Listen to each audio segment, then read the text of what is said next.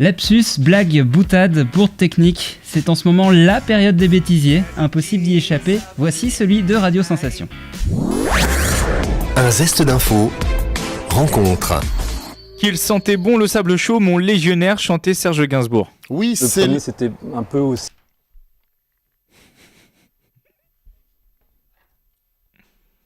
C'est pas grave, on va y aller. Au bout d'un moment, je me suis rendu compte que je peut-être trouvais... Oh putain. Je suis désolé, D'accord. une petite absence, on peut la refaire? Ou alors, Je suis désolé, je fais un peu le prince, mais voilà. On a une première ce soir, j'étais parti ailleurs, je reviens, très bien. Pardon, Non, c'est pas grave. toi t'étais impec, hein. Ouais. Ok, allez. Et après, c'est moi qui vais être mauvais après. Mais non, j'y crois pas, c'est rodé.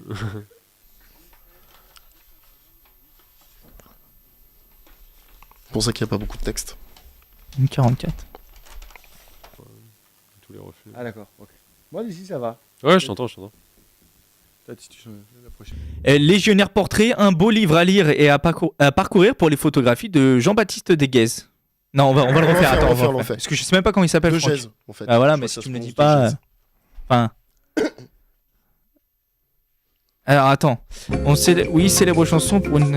Ah non, c'est pas moi. Qu'il sentait dans le. Oh là là. Qu'il sentait bon le sable chaud, mon légionnaire, chantait Serge Gainsbourg. Ah, d'accord, donc toi tu me dis ça, faut pas que je le lise quoi. Ça on le fait pas à blanc, moi je sais même pas ce que je vais tu dire. Moi je l'aurais lu. Ben non, mais ça, si je sais pas, je le lis comme une phrase normale. Moi je savais pas que tu l'avais pas du tout relu. Non, mais c'est bon, maintenant je l'ai relu maintenant. La Légion étrangère. Le buzz cette semaine, c'est la mécanique des dessous, une histoire indiscrète de la silhouette, une exposition qui se déroule jusqu'au 24 novembre au musée des Arts décoratifs à Paris, et vous le verrez, depuis le XIVe siècle, hommes comme femmes usent et abusent d'artifices pour améliorer leur silhouette. Quoi? Non mais c'est pas grave, Franck, ça fait naturel. Ah, ça fait naturel hein, l'accrochage. Tu seras petite victime, Pandine, Panda, on te protège là-bas. Viens mon Pandi Panda, je t'ai préparé une bonne soupe de bambou. Et tu bois du lait, comme les enfants. Viens mon Kiri, je t'ai préparé une bonne soupe de... Ça arrive mon Francky, ça arrive. Allez, enfin, à la fin de cette émission, si vous rêvez d'aller voir les chutes du Niagara, rien à voir avec la chanteuse, eh bien ça sera donc à la fin de cette émission avec le carnet de voyage de Stéphane Renard, alias... Ben Fanfan l'aventurier. Il nous racontera son expérience et il n'en garde pas forcément un très bon souvenir. Mais je dois m'en aller. Je ne veux plus d'humain. Pas trop vite, sachez me convoiter.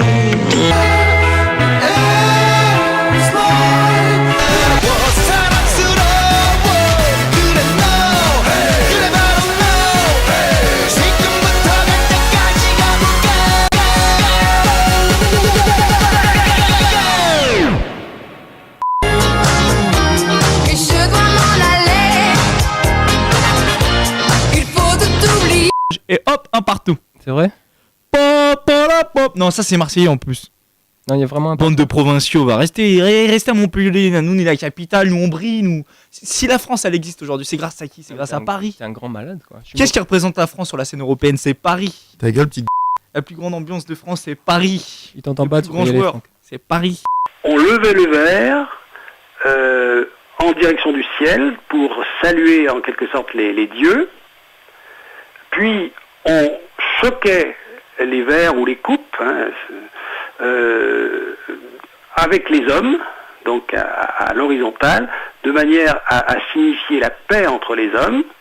Donc vous aviez à la fois, on rendait gloire à Dieu, ou aux dieux plus exactement, et on signalait la paix entre les hommes. Le Suédois dévie le ballon de la tête pour Maxwell, arrivé lancé sur sa gauche et qui catapulte. Mais du coup, relancez-le sur le sujet cette fois-ci. Le ballon dans le but à bout. Ouais, est-ce que tu peux nous parler de ta... Non, mais non, là on va s'enregistrer, là, ça suffit. Non, mais Franck, il y a besoin de quelques précisions. Tu voulais quoi, Franck? Excuse-moi. Non, rien. Nous allons maintenant apprendre à mieux connaître celles et ceux qui rythment votre quotidien sur Radio Sensation. Avec son sourire ultra bright, sa cool attitude et son air romantique, Michael fait figure de gendre idéal. Et pourtant, il ne pense qu'à ça et se pose beaucoup de questions sur la bagatelle. Ensemble, nous allons parler du dépistage. Alors, on estime en France que 30 000 personnes ignorent leur séropositivité. Alors déjà, comment s'explique un tel chiffre ? Alors que théoriquement, rien ne devrait empêcher un jeune d'utiliser un préservatif. Il en existe de toute taille, avec des parfums. Et il y a un préservatif masculin, féminin. Les marques ont fait de nombreux efforts là-dessus. Est-ce que vous pensez que c'est important ? Alors, ce qui est très important, et on ne le dit pas assez, c'est qu'effectivement, le préservatif, c'est bien, mais rajouter du gel, c'est mieux. Parce qu'effectivement, quand on dit... Je ne reconnais plus mon fils, vous comprenez ? Il était si sage, si prude. Lui qui était enfant de chœur à l'église Sainte-Clotilde et qui voulait entrer au petit séminaire. Je trouve que la radio l'a changé. C'est important de la faire, ce qui évite d'avoir l'hépatite B, et vous ne craignez rien. À un moment donné, vous imaginez bien que si les pouvoirs publics mettent en place des politiques de vaccination, c'est plutôt pour le bien le bien des gens et donc des citoyens, et pas pour créer de nouvelles maladies. Donc pour vous, il vaut mieux se faire vacciner ? Ah bah je vous le souhaite. Vous êtes vacciné vous-même ou pas du tout ? Non, pas du tout. Et ben voilà, donc vous savez ce qu'il vous reste à faire. Il vous suffit de vous faire vacciner hépatite A, hépatite B. Parlez-en à votre médecin. Votre médecin est quand même votre conseiller, et à un moment donné, il est de bon ton de se faire vacciner. Stéphane, lui, c'est le globe-trotter de la radio, un aventurier. Il est allé au Bénin, au Japon, en Espagne, à Madagascar, mais aussi dans le nord de la France, au Touquet. Et ce qu'il a fait, c'est pas du joli. Et familial. Et familial, c'est ça ? Et puis si on a une voile et un char, je crois qu'on peut faire des choses, Nicolas. Regardez sur votre feuille. Non, je comprends pas. Bah si. Maintenant, qu'est-ce un peu d'histoire. Oui, un peu d'histoire, puisque l'histoire du Touquet et du char à voile sont liées, puisque dès 1910, un célèbre aviateur, Louis Blériot, sillonnait la plage aux commandes de ses aéroplages. Vous vous êtes pris pour lui, du coup ? C'est exactement ça. On est obligé. Alors je me suis pris pour lui, mais surtout j'avais envie de pouvoir me séparer de ma compagne. Oh non, c'est pas gentil ça. Que j'ai envoyé. Votre compagne qui est en régie d'ailleurs. Exactement, qui me fait des grands sourires, je le vois. Évidemment, c'est de l'humour. Et voilà. Et donc en fait, je lui avais, pour lui faire plaisir, je lui avais prévu une initiation au char à voile. Vous êtes charmant. Voilà, exactement. Ça m'a permis de pouvoir être tranquille une petite demi-heure, on va dire. Non. Ça c'est pas rigolo. La même veine. Et donc du coup, le char à voile, c'est très sympa. C'est une activité qui est vraiment très agréable au Touquet parce qu'il y a de grandes... Très agréable. C'est vite dit. Je m'en souviens, c'était en plein hiver, il faisait 0 degré, le vent soufflait à plus de 100 km/h. J'ai été littéralement emportée par une bourrasque et plutôt que de venir à mon secours, Stéphane faisait une vidéo. Donc un conseil, s'il vous invite un jour à faire du char à voile, refusez. Il y a de grandes étendues de plage, et donc il y a l'espace pour pratiquer cette activité. Il faut du vent. Malheureusement, ce jour-là, il n'y avait pas beaucoup de vent, donc c'était plutôt... Ça, c'est l'excuse facile, ça, pour dire qu'il n'a pas réussi à en faire. Ah non, mais moi, je n'ai même pas fait. Moi, je prenais des films, des photos, etc. Ouais. Mais le char à voile au Touquet, c'est effectivement quelque chose qui peut être très agréable à faire quand il y a du vent. Et alors, on se baigne dans le nord de la France ou pas ? Au Touquet, on se baigne ou pas ? Ou pas. Voilà. Ah d'accord, c'est plus le ou pas, ouais. Non, le Touquet, effectivement, il faut pas être frileux. Certains journalistes cachent au plus profond d'eux-mêmes de douloureux traumatismes. Nicolas, par exemple, s'est ouvert aux auditeurs. Et tout le monde a une maman qui a la meilleure recette de fondant au chocolat. Ça, je crois qu'on l'a tous eu, cette mère qui fait le gâteau au chocolat mieux que toutes les autres mères. Et du coup, je suis vraiment partie dans l'idée d'une personnalité qui respecte les conventions, qui est très bien élevée et qui aime le gâteau au chocolat, comme sa maman lui a toujours dit qu'il fallait préférer le sien. Alors, Nicolas, est-ce que votre mère, Chantal, qui nous écoute peut-être... Oui, on lui passe d'ailleurs un big up à Chantou. Big up Chantou. Est-ce qu'elle fait le meilleur fondant au chocolat de l'univers ? Eh bien, là, je vais casser le mythe autour de Chantou. Pas vraiment, Chantou, la cuisine, c'est pas trop son truc. Mais bon, on n'en dira pas plus. Non. Bon, naturellement... Ça va quand même. C'est un livre... Oui, vous n'avez pas à vous plaindre, hein. Exactement. Bon, naturellement, c'est un livre donc plein d'humour. Il ne faut pas prendre au pied de la lettre. Je tenais à réagir lorsque j'ai entendu les propos de votre journaliste qui se trouve être mon fils. J'étais sur mon canapé et j'ai fait un bond. Alors je tiens à rétablir la vérité. Je suis une excellente cuisinière. Malgré les affirmations de ce fils indigne, je vous assure, j'arrive parfaitement à réchauffer les plats cuisinés au micro-ondes.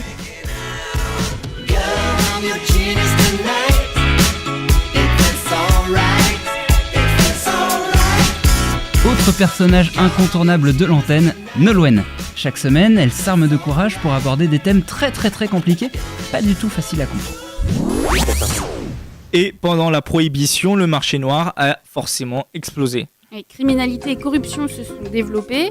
Et puis à cause des fraudes et de la contrebande, la prohibition a généré un manque à gagner fiscal sous les effets conjugués de la Grande Dépression dans les années 30 et de l'augmentation du taux de chômage. Donc en 1933, sous l'impulsion du président Franklin Delano Roosevelt, fut voté le 21e amendement de la Constitution des États-Unis, abrogeant le 18e amendement qui avait instauré la prohibition. Retour à la question. Il faut bien le reconnaître, Nolwenn a de nombreux talents. Par exemple, elle connaît tous les fromages qui existent au monde. Mais surtout, elle est capable de faire croire qu'elle maîtrise tous les sujets dont elle parle, alors qu'elle n'y connaît rien et qu'elle ne les comprend pas elle-même. Je vais vous révéler un secret. Elle a des petits esclaves qui préparent tout pour elle. Un zeste d'info, zoom sur l'actualité. C'était il y a 50 ans, le 22 novembre 1963, John Kennedy, 35e président des États-Unis, mourait tragiquement à Dallas. Il avait alors 46 ans. Imaginez la scène, JFK dans la voiture présidentielle qui s'effondre. L'image a fait le tour du monde, elle est encore dans toutes les mémoires, grâce notamment au cinéma. De nombreux réalisateurs ont porté à l'écran cet événement tragique ou s'en sont librement inspirés. Justement, comment démêler le vrai du faux entre les faits et les rumeurs ? Eh bien déjà, il faut s'intéresser à l'homme en lui-même, John Fitzgerald Kennedy, et à tout ce qu'il incarne. C'est un bel homme, il donne l'image d'un président moderne et charismatique. Écoutez, Thomas Negaroff... C'est un peu tout pour lui, Harvard, et il est élu effectivement très jeune, il vient d'une famille également très connue aux États-Unis. Naturellement, comme le veut la formule, toute ressemblance avec des situations réelles ou des personnages existants ou ayant existé ne serait que pure coïncidence. Bonne fête de fin d'année avec Sensation.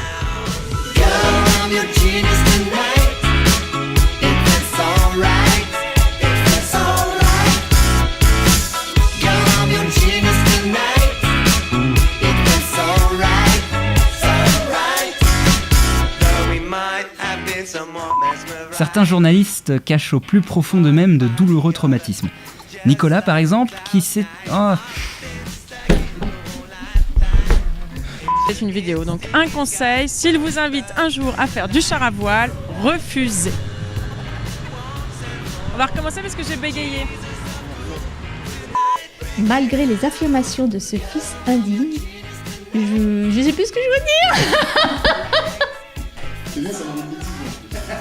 Oh non, vous dites, vous allez pas mettre ça, hein? Bon, alors je recommence? Bon. Pure coïncidence, bonne fête de fin d'année avec Sensation. Ça se teste, hein? Ouais. Je vais essayer, hein. Bah oui, mais c'est parce que... il va le faire à ma place, hein. Il va lui mettre une perruque, hein. Il va mettre une perruque. Putain, la honte. Oh, c'est bon, Big Up là, Big Up, là, je sais pas comment il m'a appelé là. Bon. Big Up Chantou. Big Up Chantou. Oh, bon,